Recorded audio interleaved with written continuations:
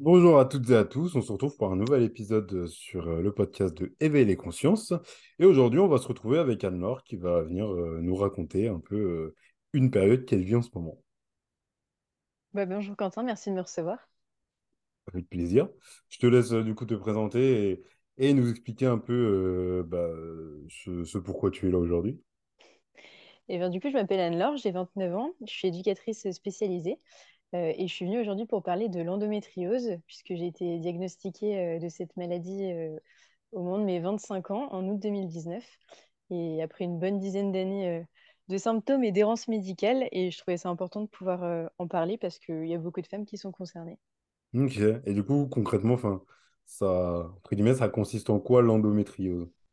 Que les gens Alors, comprennent. ouais, l'endométriose, c'est vrai qu'on en a beaucoup entendu parler là, ces dernières années dans les médias. Heureusement, il y a de plus en plus d'informations et de gens renseignés à ce sujet. Mais en gros, c'est une maladie gynécologique qui est chronique et qui touche du coup que les femmes. C'est une maladie de longue durée, c'est-à-dire qu'on va devoir vivre avec ça toute sa vie, enfin en tout cas tant que on a ces règles, donc de la puberté jusqu'à la ménopause. Et c'est quelque chose qui va évoluer plus ou moins selon les femmes, qui peut s'aggraver avec le temps et qui va pouvoir être contrôlé, mais qui ne peut pas être guéri, en tout cas pas à l'instant T au moment où on se parle. Et concrètement, au niveau de la muqueuse utérine, quand on a nos règles, les fragments qui partent de l'endomètre, normalement, ils s'écoulent avec les règles.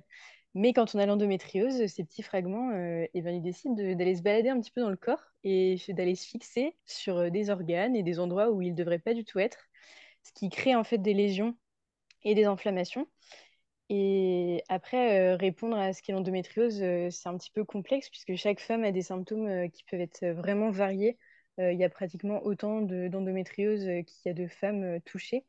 Et ce qui fait que les symptômes, ça peut aller de règles douloureuses à des problèmes de fertilité, des troubles digestifs, des troubles urinaires, des fatigues chroniques, mais aussi, je crois qu'il y a des douleurs lombaires, des douleurs pelviennes et surtout des douleurs sexuelles qu'on appelle des dyspareunies globalement. Voilà.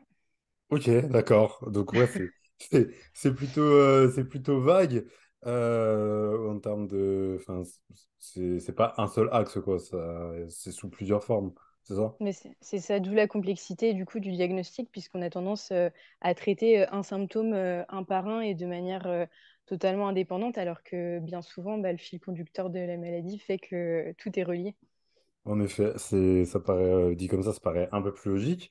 Mais du coup, est-ce que c'est quelque chose qui entre guillemets s'attrape ou se développe au fur et à mesure des années? Enfin, dans le Alors, corps, c'est déjà présent. Comment ça se passe?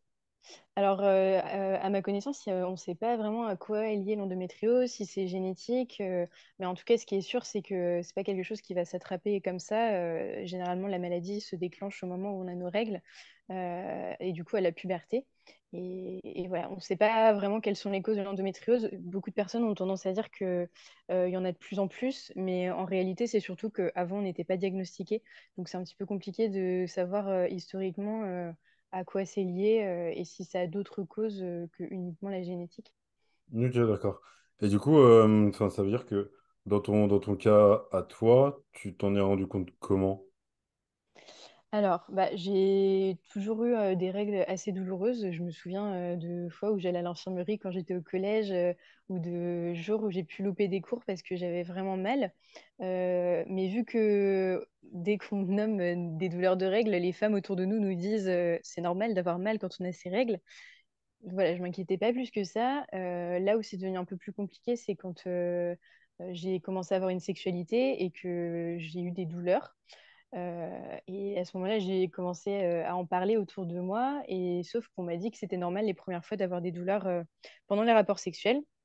Et du coup, bah, à force de me dire que c'était normal, bah, je me suis pas dit que ça pouvait être lié à une maladie. À ce moment-là, on parlait pas du tout de l'endométriose.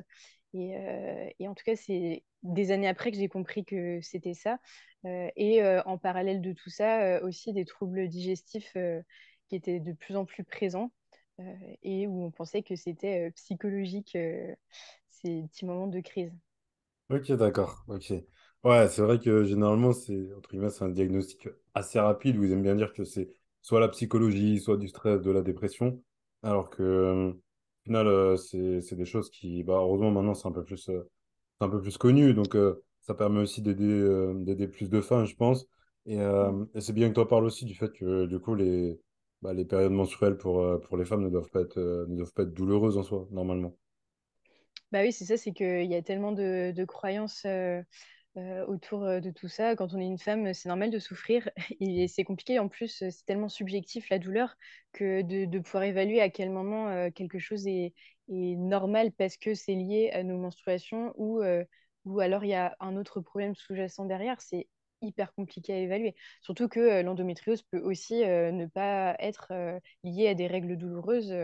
Il y a des femmes qui ont endométriose et qui n'ont pas spécialement de douleur sur ces périodes-là. Ouais, ok, ouais, je vois ce que tu veux dire. Ouais, du coup, c'est vraiment au cas par cas et c'est au compte-goutte, quoi, en ce moment, c'est ça? Ouais, c'est ça. Et je précise aussi que toutes les femmes qui ont des règles douloureuses n'ont pas forcément l'endométriose. Voilà. C'est là Ouais, toute la complexité du coup du diagnostic.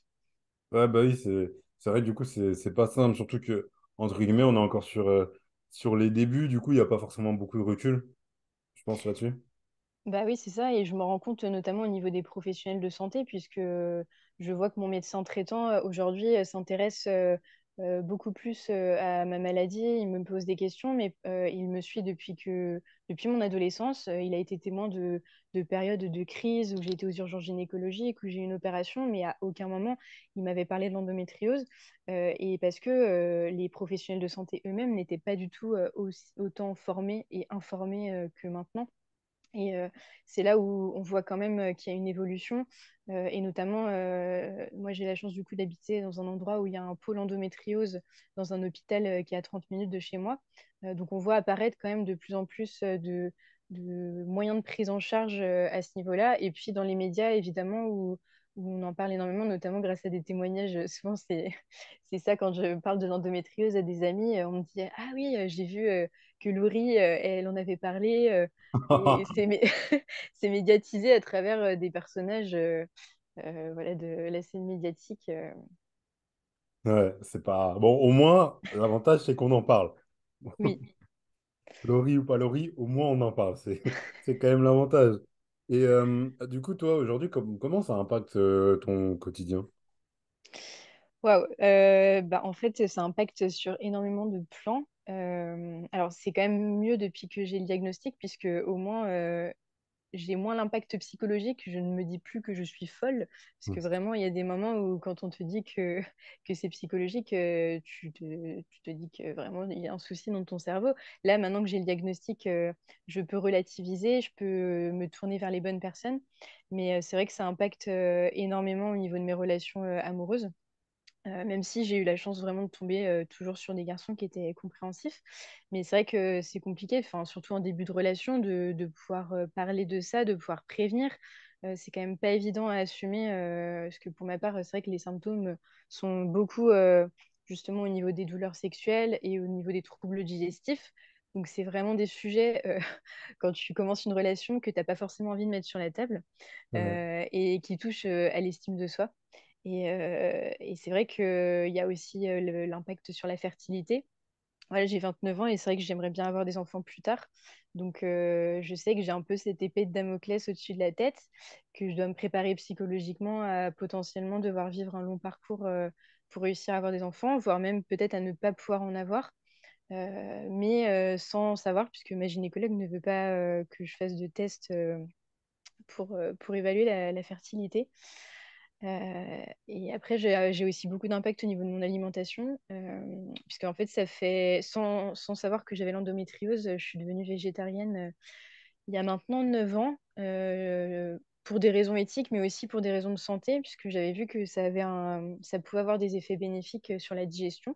Et vu que à ce moment-là, j'étais énormément impactée, et ben, sans le savoir, j'avais écouté mon corps et je m'étais adaptée à un régime alimentaire qui est préconisé maintenant pour l'endométriose, puisque les protéines animales peuvent avoir un effet inflammatoire sur la maladie. Et le lait aussi que j'avais supprimé de mon alimentation, parce que vraiment je ne le tolérais pas, qui est aussi du coup, et ça je l'ai appris vraiment il y a très peu de temps, qui est aussi un aliment qui impacte la maladie. Donc bah, tout était lié.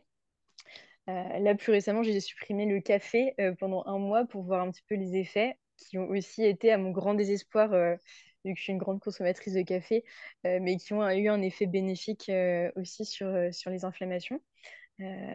Donc, en fait, globalement, socialement, c'est vrai que ça m'impacte dans le sens où bah, je peux vite passer pour une meuf relou, à la fois avec l'alimentation, mais aussi sur des situations de la vie quotidienne. Typiquement, des amis qui proposent une semaine à passer en camping. Mais pour moi, c'est l'angoisse parce que ça veut dire ne pas pouvoir accéder aux toilettes comme je veux. Si j'ai un souci de douleur, est-ce que je vais avoir une bouillotte à m'apporter? Enfin, c'est ce genre de choses qui font que bah ouais, socialement, ça peut être compliqué si j'ai une crise qui arrive, et ça m'est déjà arrivé dans un moment où je suis au restaurant, dans un bar, à une soirée. C'est là où vraiment ça impacte. Et puis aussi un impact financier et chronophage, parce qu'on va pas se mentir, même si on a la chance d'avoir un système de santé en France qui permet l'accès à énormément de choses. Là, en l'occurrence, il y a beaucoup de rendez-vous quand tu vas voir des professionnels précis des médecines un peu alternatives qui ne sont pas remboursées. Donc, c'est un coût énorme.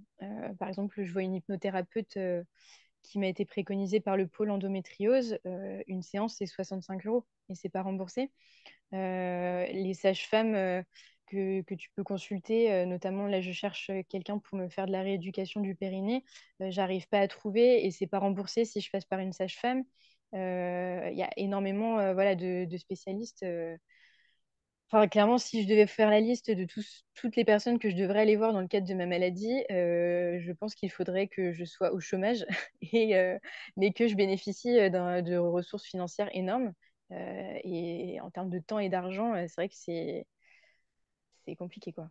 Bah ouais, en effet, de ce que tu as l'air d'en dire, c'est quand même assez contraignant au quotidien.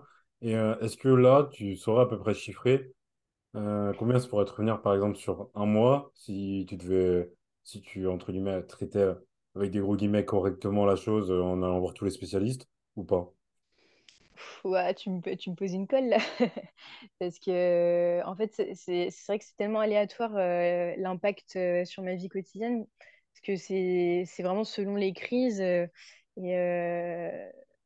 non, franchement, c'est compliqué de chiffrer. Je pense que si vraiment je devais, imaginons que j'ai à peu près 2 rendez-vous avec des spécialistes par mois, déjà, on pourrait facilement monter à 100 euros de consultation.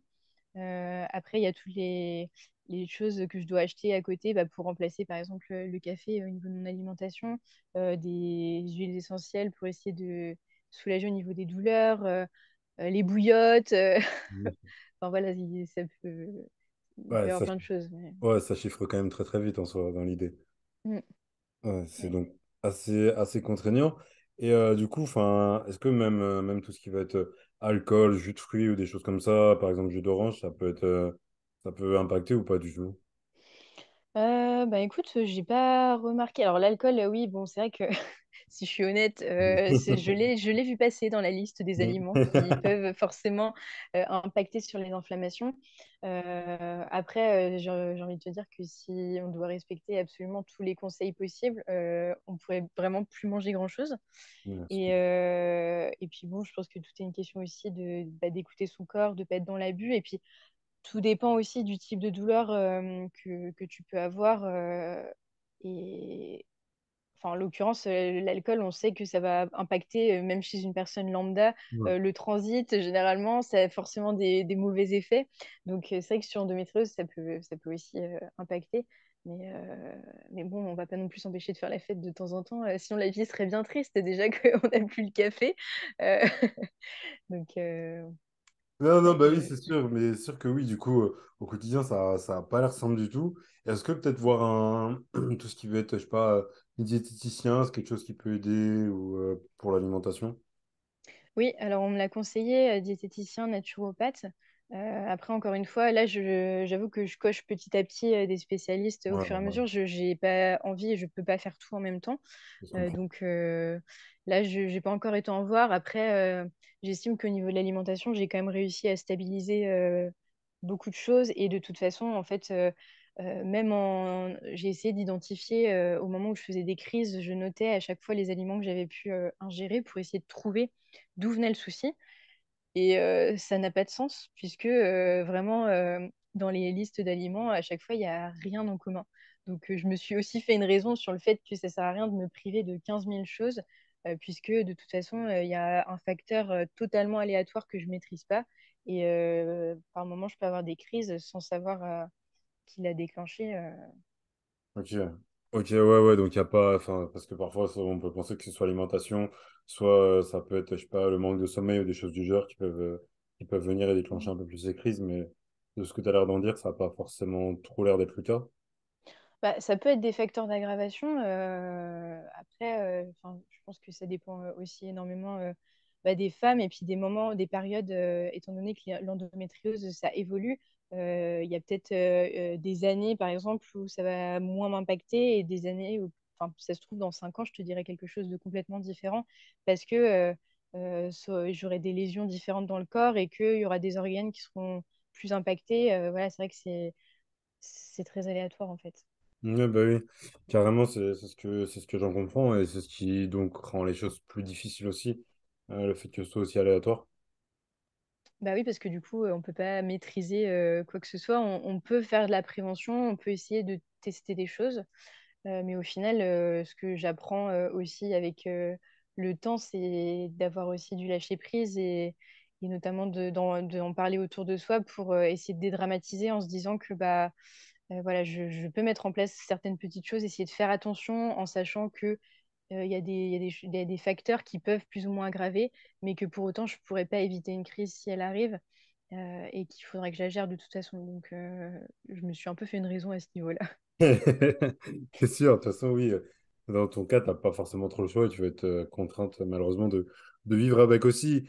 Et du coup, toi, quand ils ont posé le diagnostic, tu l'as vécu comment? C'est des choses où ça t'a vite inquiété, tu as essayé de comprendre comment c'est. Enfin, Eh bien, en fait, ça s'est fait en plusieurs étapes, puisque au début, c'est grâce à une sage-femme.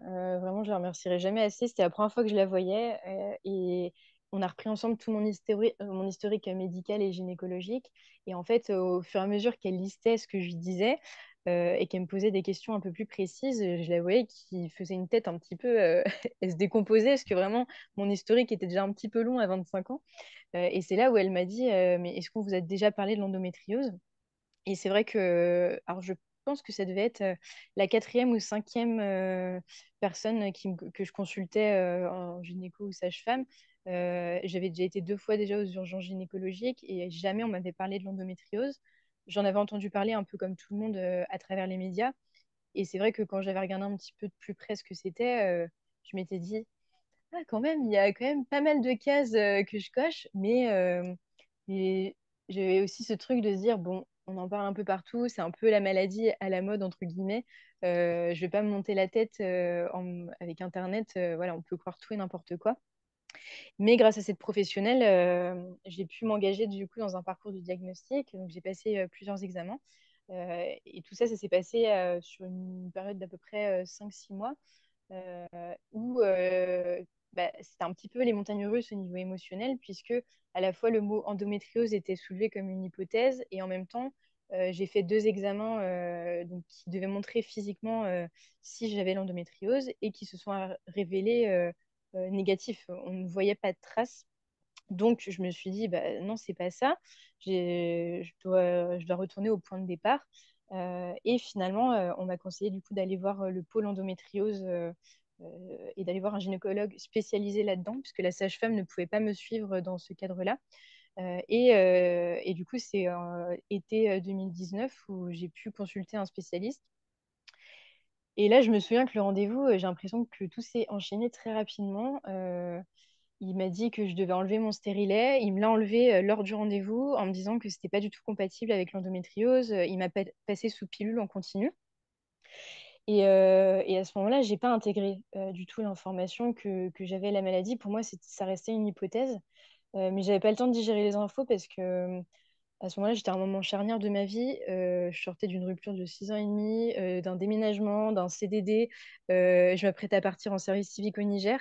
Donc, je voulais à tout prix éviter au maximum les crises. Et sous stérilet, c'est vrai que je venais de passer une année où j'avais eu des moments qui étaient difficiles et je me disais, là, ça peut être vraiment compliqué à gérer si je me retrouve au Niger et que survient de nouveau. Donc, c'est vrai que je n'ai pas trop posé de questions. Il m'a remis sous pilule. Et à ce moment-là, clairement, mon utérus n'était pas ma priorité. Et finalement, c'est qu'un an après, quand je suis retournée faire du coup l'examen annuel Mm. gynécologique, j'ai demandé à voir une femme cette fois-ci parce que je me sentais plus à l'aise.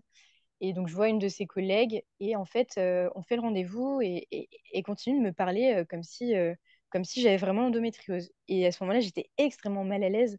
Je me souviens que j'avais vraiment ce gros syndrome de l'imposteur en me disant, mais en fait, là, peut-être que vu que j'ai pris un rendez-vous bilan endométriose, ils se sont dit que je l'avais forcément, mais qu'en fait, je suis une grosse fraude parce que sur les examens, il n'y a rien.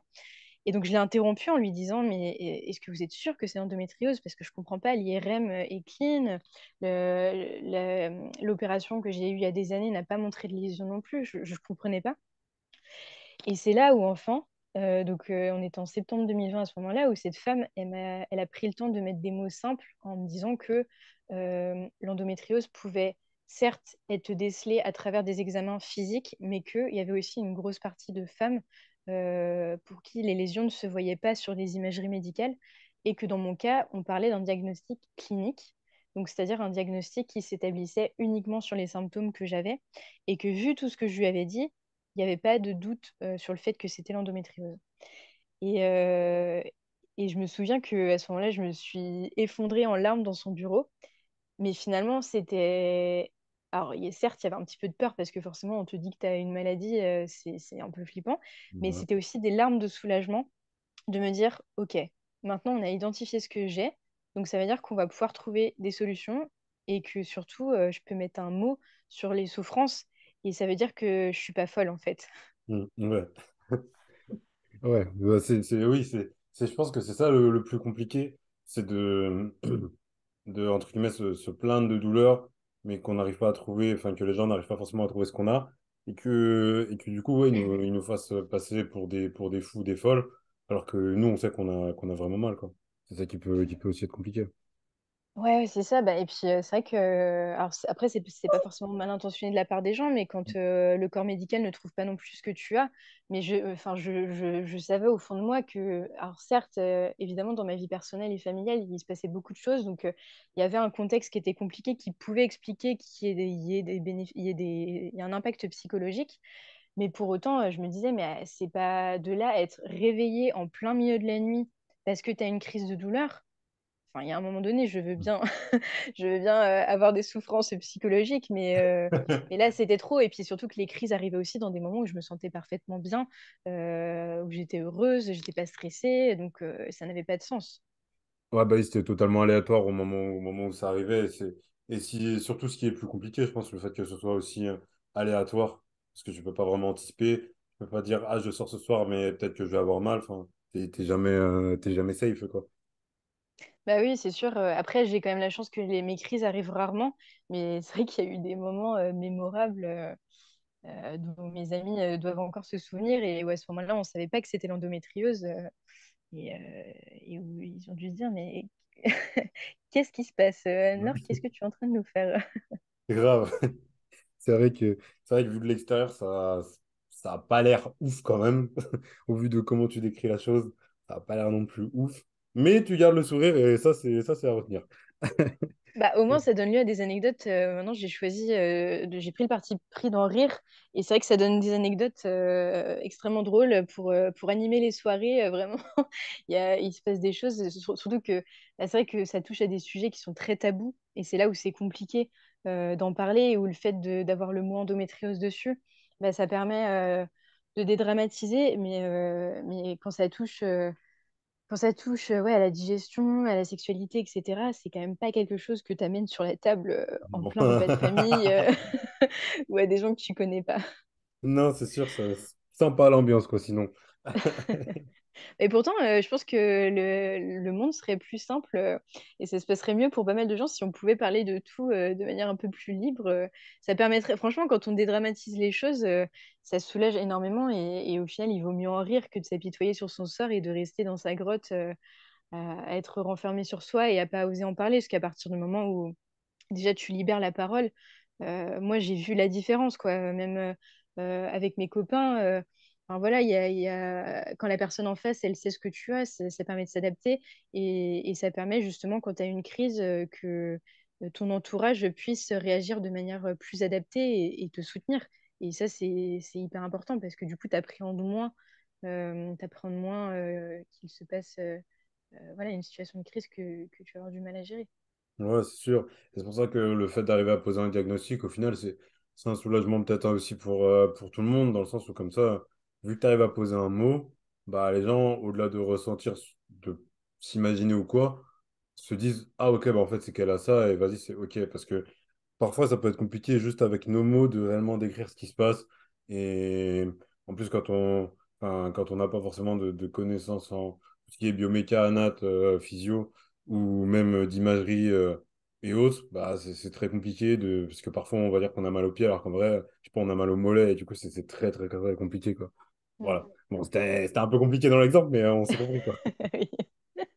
Non, non, mais c'est non, non, mais c'est sûr, ça permet d'enlever un petit peu les incompréhensions. Et puis quand les personnes en plus en face, si tu as la chance de tomber sur des personnes qui s'intéressent et qui te posent des questions, bah, en fait, au plus précis tu vas être, au plus tu vas parler des choses voilà, qui t'impactent et de comment tu peux gérer les choses. Et mieux, mieux ça peut se passer ensuite pour les personnes qui te fréquentent. Si jamais il y a un souci. Et surtout, enfin, là, je parle plutôt dans le cadre de la vie amoureuse, parce que c'est là où forcément ton partenaire peut être énormément impacté. C'est sûr, ça se tient tout à fait. Et toi, du coup, quel regard ils ont porté tes proches à partir du moment où tu as eu le diagnostic? Ah, très bonne question. Je pense honnêtement que les gens n'ont pas forcément mesuré. Euh, alors c'est vrai que j'en ai pas énormément parlé. Ça fait à peu près là 1 an que j'en parle beaucoup plus librement. Mais vu que moi-même, je n'avais pas intégré le diagnostic et que je refoulais un peu, c'était un peu compliqué d'en parler librement. Et vu qu'il y a énormément de crises que j'ai dû gérer toute seule, je me rends compte maintenant, quand je parle de certaines anecdotes ou de certains points liés à la maladie, que même mes proches, ma famille, ne se rendaient pas compte et ne se rendent toujours pas compte à quel point c'est impactant. Et c'est vrai que j'ai eu le souvenir d'avoir discuté avec ma grand-mère de, notamment de l'impact sur la fertilité, parce que c'est ça qui inquiète le plus généralement les proches. Ouais, normal. Et où elle essayait justement de me rassurer avec tous les témoignages de stars qu'elle avait pu entendre à la télé. Et puis surtout mes amis aussi, je pense, mes amis proches, ceux qui me connaissent depuis des années, qui ont pu faire le lien. Et je me souviens un peu de leur tête quand j'ai pu leur expliquer et qu'on s'est rappelé des moments où je leur posais des questions du genre, bah, est-ce que c'est normal d'avoir mal quand tu fais ça? Est-ce que toi aussi tu as des douleurs? Et face à moi, j'avais des gens qui me disaient, mais non, c'est bizarre et tout. Et où tout d'un coup, bah, on a pu lier des événements qu'on avait pu vivre ensemble, où j'avais été impactée par la maladie, mais à ce moment-là, on ne savait pas que c'était ça. Et ce qui est chouette, c'est que plus j'en parle et plus du coup ça libère la parole. Et au final, je me rends compte que il y a des femmes qui sont touchées aussi autour de moi, qui n'osaient pas forcément en parler. Et ça a libéré certains sujets. Notamment, j'ai pu en parler avec certaines de mes anciennes collègues, où ça permet d'avoir des pistes de réflexion, de se donner des conseils entre nous et parfois d'alerter un petit peu sur ce qu'est l'endométriose. Je pense que même pour les proches, c'est important, si tu as quelqu'un dans ton entourage qui est touché, euh, voilà, d'avoir un minimum d'informations sur le sujet. Ça permet plus de bienveillance et c'est toujours ça de prix. Oui, c'est ça. Et puis bah, c'est quand même important bah, que les gens arrivent surtout à réellement comprendre. Parce que, bon, poser simplement le mot, c'est un fait, mais comprendre réellement l'impact que ça peut avoir au quotidien et comment aussi ça peut surgir. C'est ça aussi, je pense, qui est important au-delà entre guillemets, entre guillemets, du simple diagnostic posé. C'est important aussi d'en comprendre les enjeux qu'il y a derrière et tout ce qui s'y passe. Parce que ce soit des problèmes digestifs et autres, mais surtout après comprendre que oui, ça peut aussi impacter la fertilité et des choses du genre. Et ça, c'est pas forcément des choses qui peuvent être simples à gérer aussi au quotidien. Donc, c'est ça. Oui, c'est que tu vois, par exemple, sur la question de la fertilité, je me dis plus j'en parle et plus potentiellement je peux éviter Bah, des réflexions un peu reloues que généralement on a tous quand on commence à atteindre un certain âge et que les gens s'attendent à ce que tu procrées et que parfois il peut y avoir des questions du genre bah, quand est-ce que tu vas avoir des enfants et où moi il y a toujours ce petit truc au-dessus de ma tête où je me dis bah, est-ce que je vais pouvoir en avoir enfin, et tu as toujours cette petite piqûre de rappel et puis aussi bah, tout simplement ça permet je trouve de pas de déculpabiliser, enfin si de déculpabiliser, mais d'être plus léger aussi quand tu as des moments où tu as besoin de quelque chose et que ça peut t'alléger au niveau de la maladie, que tu puisses le revendiquer et que ce soit OK. Par exemple, de débarquer un repas de famille ou je sais pas quoi, un événement avec des amis avec ma bouillotte sur le ventre ou aller au travail avec ma bouillotte sur le ventre parce que mes collègues savent que j'ai l'endométriose. C'est quelque chose que je m'autorisais pas du tout avant. Et en fait, bah, maintenant que je le fais, mais c'est un soulagement énorme parce que je suis plus en train de serrer les dents à tout faire pour cacher mes symptômes alors que je suis au plus mal. Et je m'autorise en fait à avoir bah, potentiellement un petit truc sur l'instant qui va me faire du bien et de l'assumer face au regard des autres. Et en plus, ça crée des échanges, donc c'est hyper bénéfique dans les deux sens. Ouais, bah oui, parce que oui, ça te permet aussi de faire de la sensibilisation. Et Mm. c'est ça aussi qui est, du coup, ce que tu as dit, qui est intéressant, c'est que maintenant, tu peux vivre, enfin, tu peux vivre aussi plus librement, parce que vu que tu peux poser un mot, après, si les gens te posent des questions, tu peux dire, bah, en fait, il y a ça, ça, ça, et c'est OK. Et même pour les gens en face, du coup, ça va être, ils vont plus être en mode, ah ok, bon bah d'accord, et vas-y, après chacun reprend sa vie, tu vois. Mais Mm. au moins, ça permet à tout le monde de mieux comprendre. Et même demain, je sais pas, si t'as un employeur ou quoi, bah même lui, ça peut lui permettre d'être ok. Et après, peut-être même de faire la sensibilisation pour d'autres femmes au sein d'une entreprise ou des choses du genre. Et c'est des choses qui sont hyper intéressantes et qui permettent quand même de faire avancer la société.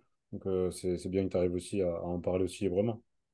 Alors après, je t'avoue qu'au niveau des employeurs, je ne l'ai jamais dit ouvertement à un chef de service ou à un patron, parce que enfin, ça peut faire peur, surtout quand on voit, là, c'est vrai que dans les médias, il y a de plus en plus le sujet qui est ramené, notamment c'est Carrefour, là, récemment, qui a lancé une campagne pour dire que les femmes atteintes d'endométriose dans leur entreprise allaient bénéficier de congés menstruels si besoin. Bon, c'était dans les grandes lignes. Après, quand on Ouais. s'intéresse de plus près, on voit que c'est pas si simple dans les faits. Et je pense que ça peut aussi, enfin, ça peut aussi véhiculer du négatif de la part des gens dans le regard en se disant ah, bah, elle va se mettre en arrêt pour des douleurs de règles. Mm. Il y a toujours ce truc de manque de légitimité. Et puis moi, après, c'est vrai que j'ai la chance du coup que l'endométriose ne m'impacte que très rarement au travail. Il y a des femmes qui, elles, doivent vraiment être en arrêt maladie sur des longues périodes et qui ne peuvent pas travailler tellement l'endométriose est profonde. Moi, j'ai la chance que ce soit pas mon cas. Les crises au travail ont été et sont plutôt rares. Donc voilà, c'est vrai que effectivement, je vais pouvoir en parler occasionnellement avec mes collègues, mais de là, à le dire ouvertement à un employeur, ça reste compliqué, surtout que c'est une maladie invisible. Et c'est vrai que pour le coup, ça, c'est des maladies qui sont compliquées à assumer enfin, Ouais, voilà, auprès des gens. ouais, et puis après, bon, l'avantage, c'est que ça va se démocratiser de plus en plus. Et du coup, bah, même les employeurs, à force, ils vont être obligés de sensibiliser dessus et, et bah, d'être plus lestes dessus. Et ce sera plus simple d'en parler. C'est vrai que là, on est encore sur les débuts. Il n'y a pas forcément encore énormément de recul dessus. Il n'y a pas beaucoup de pubs non plus à ce niveau-là et de campagnes de prévention qui sont faites. Ce qui peut être dommage aussi parce que même pour des jeunes filles, ça peut être important et intéressant qu'elles sachent que ça existe et que des règles douloureuses ou autres, bah, c'est pas forcément normal et que bah, c'est des choses auxquelles ouais, ça pourrait être bien d'arriver à les sensibiliser aussi dessus par la suite, quoi. Donc Bah, et après, puis c'est important. Ah, ouais, pardon, vas-y. vas-y. Non, mais c'est vrai que c'est important, effectivement, de pouvoir le repérer tôt, parce que plus c'est diagnostiqué tôt, plus il peut y avoir des choses de mise en place sur le plan médical pour, même si on ne peut pas stopper la maladie, mais en tout cas de la freiner et d'éviter que les lésions se décuplent. Et pour ça, il y a des solutions qui sont certes très restreintes, mais par exemple, prendre la pilule en continu. Moi, c'est quelque chose à la base que je voulais pas, parce que j'étais plutôt sur l'idée d'une contraception sans hormones. Sauf que je vais pas mentir que clairement, à partir du moment où je suis passée en pilule en continu et où du coup j'ai très très rarement mes règles, ça a quand même énormément soulagé, puisque forcément moins de douleur. Alors forcément, ça n'a pas d'impact sur les autres symptômes de la maladie, mais au moins ça limite sur les douleurs de règles. Et quand on est suivi, on peut justement prévenir s'il y a des aggravations, potentiellement des opérations envisagées, etc. Donc d'où l'intérêt que le diagnostic soit prévenu tôt, puisque là, en moyenne, les femmes, elles mettaient, alors je ne sais plus si c'était entre 5 et 8 ans à être diagnostiquées, quelque chose comme ça. Moi, en tout cas, j'ai mis 9 ans, voire même quasiment 10 ans avant d'être diagnostiquée. Mais c'est le lot de quasiment toutes les femmes, en fait. Bah, ça fait long, hein. Effectivement, ça fait beaucoup d'errance médicale. Ça fait, ça fait quand même très très long. Entre 5 et 10 ans, ouais. Pour une jeune fille qui aurait 13-14 ans, ça fera 24 ans. Ça fait long, hein. Alors, pour une personne qui en a 30, 40, 50, Mm. ça fait vraiment très très tard. Et, ce qui est assez problématique du coup, mais avec les progrès de la science, ça devrait avancer au fur et à mesure. Et toi, aujourd'hui, est-ce que, entre guillemets, tu penses pouvoir entre guillemets, t'en remettre du diagnostic et pouvoir quand même continuer de vivre avec comme tu arrives à faire aujourd'hui? Ou est-ce que tu penses que par la suite, c'est quelque chose qui pourrait réellement t'impacter ou comment tu vois l'avenir maintenant? Bah, franchement, je suis tellement soulagée d'avoir le diagnostic et je suis tellement reconnaissante de savoir ce que j'ai Mm. que je me concentre vraiment sur ce positif-là, puisque je vois quand même des améliorations ces dernières années grâce à des petites pistes voilà, de choses qui peuvent m'aider à améliorer. Et le fait que, ok, je peux contrôler un petit peu la maladie, mais je suis pas à un stade qui est hyper avancé. Donc, voilà, j'ai cette chance-là contrairement à d'autres femmes, de pas avoir une maladie qui m'impacte vraiment tous les jours, tous les jours, tous les jours. Donc c'est vraiment, j'essaie de relativiser, de dédramatiser et de pouvoir en rire, parce que aussi c'est dans mon caractère. Et puis au final, ça m'a permis aussi d'apporter des belles choses dans ma vie. Je vois par exemple les professionnels de santé qui me suivent, c'est... Enfin, voilà, ils m'ont apporté des belles choses aussi et de pouvoir en parler auprès de ma famille.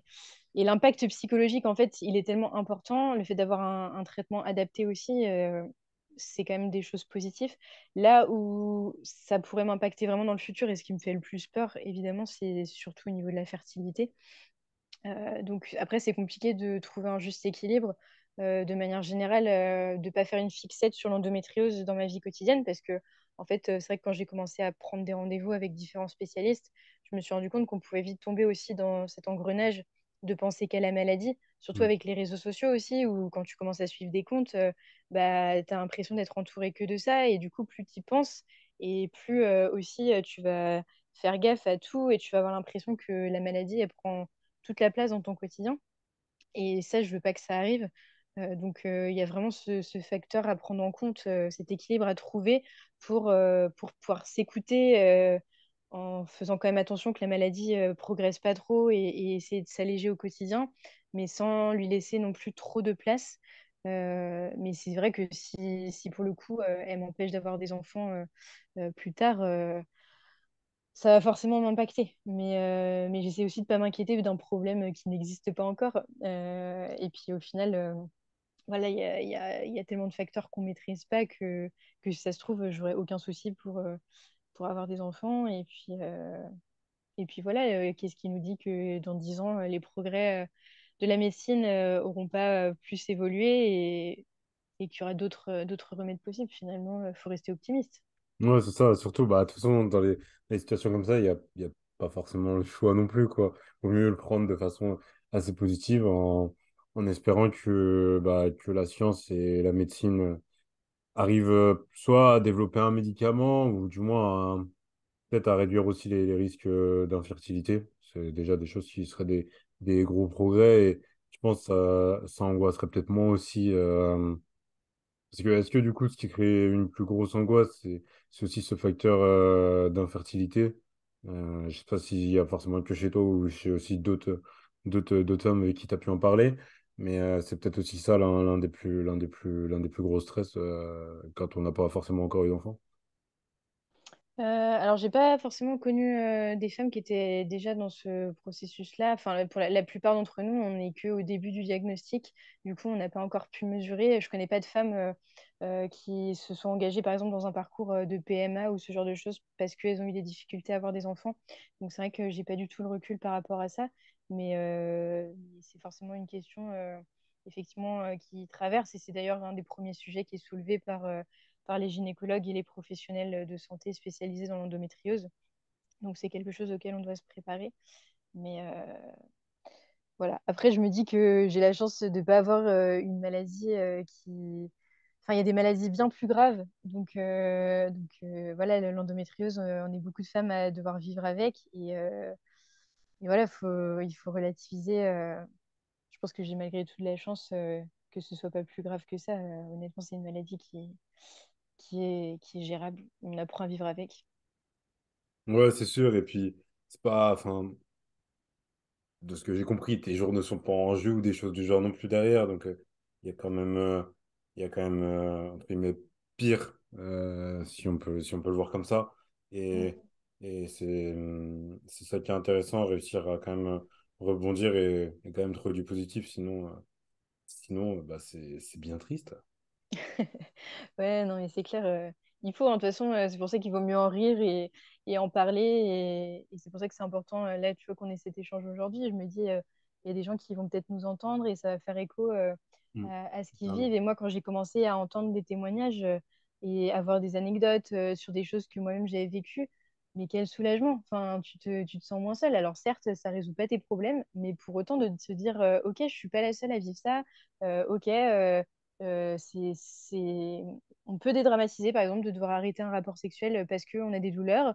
On peut dédramatiser une scène où on se retrouve aux toilettes dans un moment où il faudrait pas du tout parce que la maladie prend le contrôle. Et je trouve qu'encore plus en tant que femme, où c'est des sujets qui touchent vraiment à notre rapport au corps, à l'estime de soi et à notre féminité, ça vient vraiment nous attaquer directement là-dedans.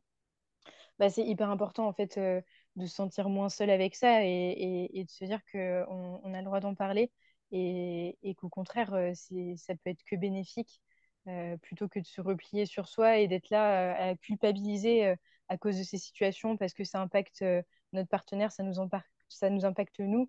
Et c'est ce qui m'est arrivé avant que je sois diagnostiquée. Au final, tu finis par rentrer dans un cercle vicieux où tu es stressé de ce qui pourrait arriver et du coup, bah, plus tu stresses, plus ça peut avoir un impact sur tes symptômes parce que tu t'es tendu et voilà, ton corps, c'est comme quand on te dit ne pense pas à un âne bleu, forcément ton cerveau va penser à un âne bleu. Enfin, c'est vraiment ce cercle vicieux de la culpabilité qui est hyper importante à, voilà, à mettre de côté et enfin, voilà, c'est hyper important.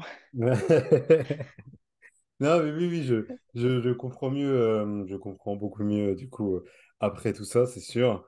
Et du coup, est-ce qu'il y a, il y a d'autres choses que tu voudrais rajouter sur la maladie, peut-être un message à faire passer, je sais pas, moi, imaginons que tu es une enfant de 14 ans qui commence à plus ou moins avoir ce type de problème. Est-ce qu'il y a peut-être des choses que tu aimerais lui dire ou que toi, tu aurais aimé savoir au début? Alors déjà, tournez-vous vers les bons professionnels. Il y a des listes qui existent de gynécologues qui sont bienveillants, qui sont référencés en tant que tels. C'est hyper important parce que vraiment, vous allez voir la différence déjà dans les pratiques des gynécologues. Quelqu'un qui te demande ton consentement, qui va t'expliquer tout ce qu'il va faire, qui va vraiment être à l'écoute et qui va pas te dire de te déshabiller intégralement et qui va t'examiner de manière hyper robotique. Enfin, moi, ce qui a fait que j'ai passé une dizaine d'années avant d'être diagnostiquée, c'est que ma première gynécologue, quand je lui nommais mes douleurs pendant les rapports sexuels, elle me disait, bah, faut vous détendre. Alors que vraiment, je... au bout d'un moment, quand ça fait des années que tu es avec la même personne, que tu es avec un partenaire de confiance, tu te dis, mais je ne peux pas être plus détendue que ça. À aucun moment, on ne m'a apporté d'autres pistes de réflexion et une explication médicale. Donc, c'est vrai que quand en plus tu es jeune, et même à l'heure actuelle, moi je sais que je fais confiance aux professionnels de santé. J'estime que ces personnes-là sont renseignées alors que moi pas du tout. Donc je bois leurs paroles en me disant c'est eux qui savent. Voilà.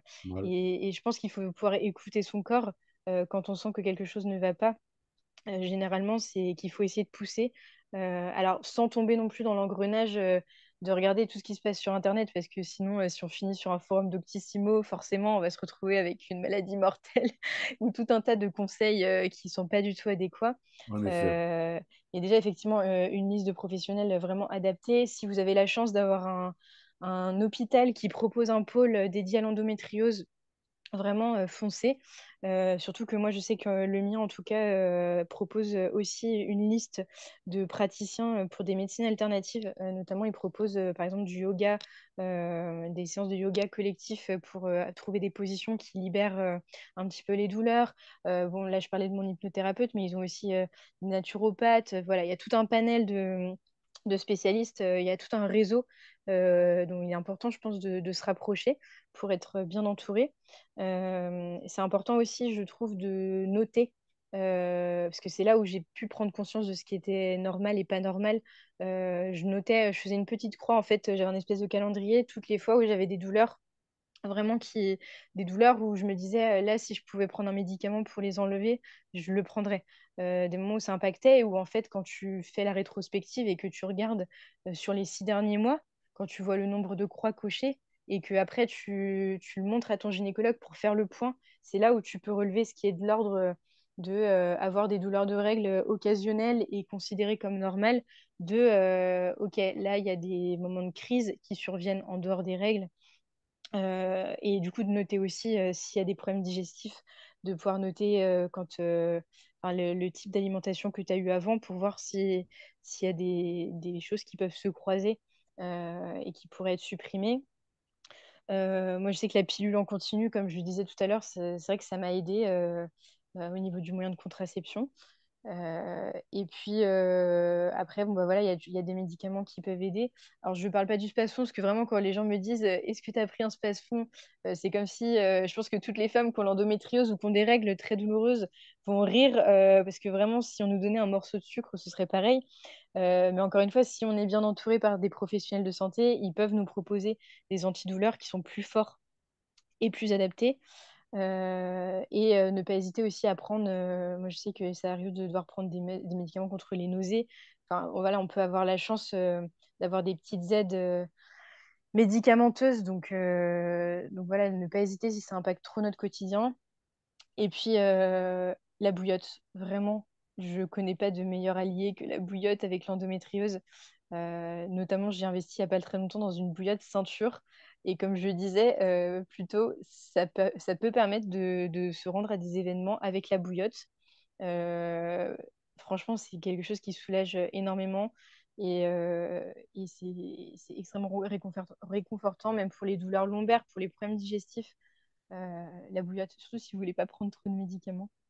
Et donc voilà, il faut s'entourer, faut s'écouter, ne pas se forcer non plus si vraiment on sent qu'on a une crise qui arrive et qu'on a un événement social qui nous force à sortir. Bah, en fait, le monde ne va pas s'arrêter si on dit non et que on reste en boule dans le canapé avec la bouillotte sur le ventre. Ça nous évitera bien des désagréments et c'est OK. Enfin, voilà, tant qu'on en parle et qu'on est bien entouré, je pense que ça allège énormément de choses. Ouais, bah carrément. Eh ben, c'est un bien joli message et de bien jolis mots de fin. Donc, en tout cas, merci à toi bah, pour avoir parlé aussi librement. Je pense que ça va forcément aider aussi beaucoup de personnes, que ce soit des femmes, mais en soi aussi même des hommes. Parce que ça peut être aussi bien qu'on soit sensibilisé là-dessus, parce que bah, à un moment donné, on va tous être amenés aussi à côtoyer des femmes, peu importe la raison, mais voilà, donc en tout cas, merci à toi, merci pour le temps que tu as pris et toutes les précisions que tu as pu apporter là-dessus. Bah, merci beaucoup, Quentin, pour ton écoute et de m'avoir permis d'avoir cet espace de parole. C'est hyper important. Bah, avec plaisir.